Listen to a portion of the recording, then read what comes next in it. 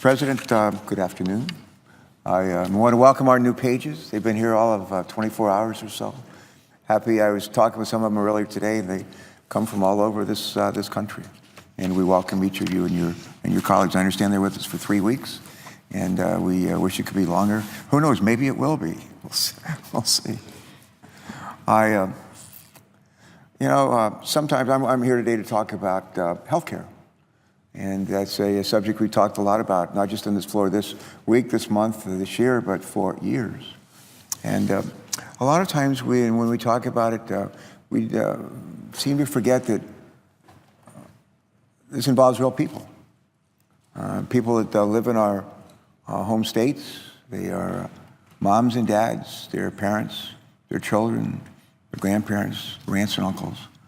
They're young and they're old. They're people from different walks of life, but they're real people. And I want to talk today about one of them in just a minute. But I was privileged to be, and Delaware's a little state. I like to kid my colleagues. A lot of days in the week I visit all the counties in Delaware. We only have 3. And yesterday I got to go to all 3 of them. And in the southern part of our state is Sussex County, which is the 3rd largest county in America. I think it's something like 3,000 counties in America. And the 3rd largest is Sussex County, Delaware. And the county seat for Sussex County is a place called Georgetown. And yesterday, before I came over here yesterday afternoon to be here for the convening of the Senate, I stopped off and hosted a roundtable with about 20 patient advocates from organizations across the state of Delaware. We're in Georgetown, the county seat, and we're at a place called the Cheer Community Center, which is a gathering place for seniors in the southern part of our state. And a lot of good activities happen there for seniors from all over southern Delaware. But some of the organizations on the front lines of our healthcare system were there.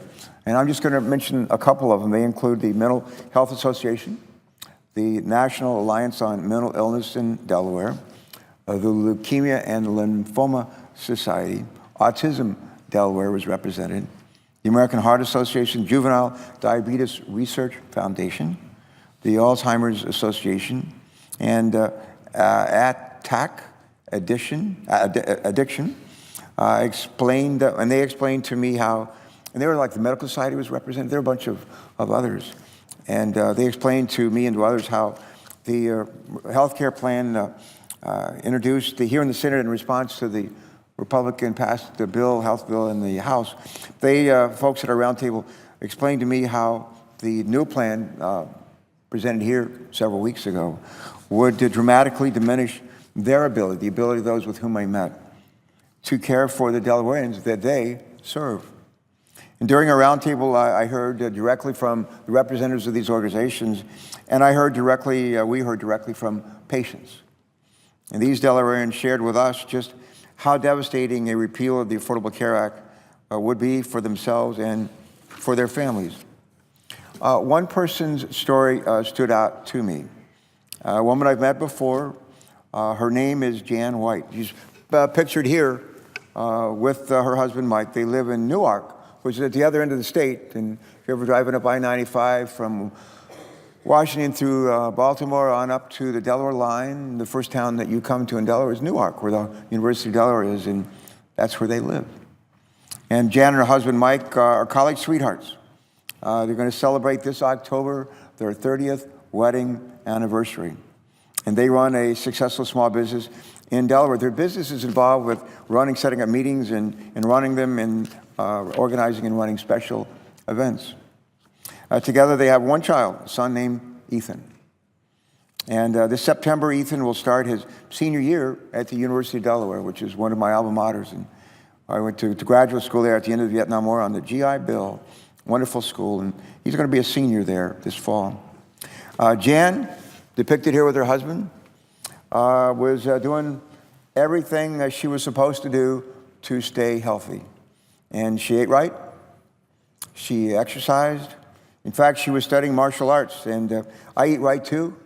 I exercise almost every day of my life, and have almost since I headed to Pensacola, Florida, as an brand newly minted ensign in the Navy, and I still work out. And just like Jan, and one thing she's done I haven't, she has studied martial arts and achieved her third degree black belt. Did it a couple of years ago, April 2015. She also worked hard at their business, paid off, and helped to raise Ethan. Jan, Mike, and their son Ethan were living the American dream. But their lives were irrevocably changed in April 2016, a year after she'd earned her third degree black belt. And something happened, and what happened was Jan was diagnosed with an aggressive stage 4 non-Hodgkin's lymphoma that had invaded her chest and her spine.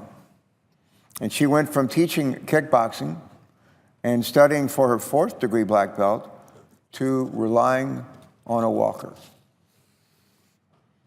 Jan underwent over 5 months after that of intense chemotherapy. I'm told it was 102 continuous hours every 3 weeks. Think about that, 102 continuous hours of intense chemotherapy every 3 weeks. 2 injections into something called her, I think it's a cavity in our brain, but it's called Umaya, and 2 injections every 3 weeks for her spinal tumor. A high dosage of inpatient chemotherapy and a month of radiation.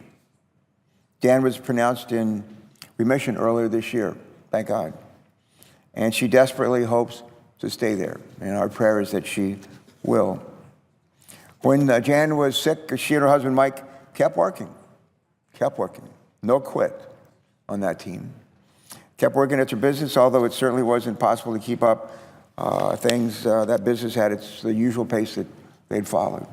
But as Jan said, the bills don't stop just because you have cancer. And that's true.